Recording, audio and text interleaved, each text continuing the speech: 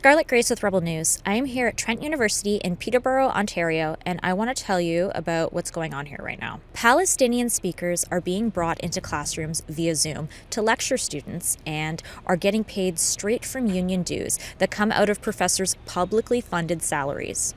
There are serious questions as to whether appropriate efforts to vet these speakers has been made, and of course, students are only hearing one side of the story. Here's how it works. Professors at Trent get most of their pay from Ontario tax dollars and student tuition. When they're hired, they automatically are signed up for Trent University Faculty Association, TUFA, and the union dues get taken right out of their paycheck every month. You can opt out, but the money just goes to charity instead. You can't just stop paying it. So public money is funding all of this, whether professors and faculty agree or not. In June 2024, TUFA went all in on one side of the Israel-Palestine conflict. They passed a motion called Prevent Scholasticide in Palestine. The motion slams Israel for defending itself after October 7th, which saw the largest terrorist attack it has ever experienced. It calls for an immediate ceasefire, full boycott, and divestment from anything connected to Israel's military or tech, and sets up a committee to cut every possible tie. It also ramps up their Scholars at Risk program just to bring in more Palestinian academics.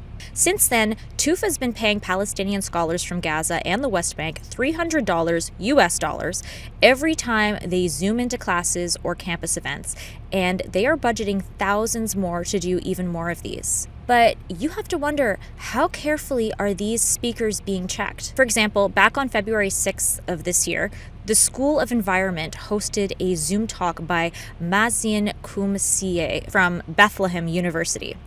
The title was Environmental Destruction versus Environmental Justice, Case Study in Palestine. This is still listed on their website. In his own writing, Koumsieh pushes a one-state solution that would scrap Israel's law of return. He calls it discriminatory and racist and demands full right of return for Palestinian refugees. A lot of people see that as basically ending Israel as a Jewish state. And take a look at his X post from October 2025, where he wrote, seemingly in reference to Israel, "I think worse than Hitler. Hitler never starved a territory he occupied, but both committed genocide," in brackets Holocaust. Now, if you walk across the ferry and bridge on campus, you'll see the clearest sign of how one-sided things are. Since May 2024, Students for Palestine have been chalking hundreds of names of supposed Palestinian children killed in Gaza, using numbers from the Gaza Health Ministry, which is run by Hamas, a listed terrorist organization.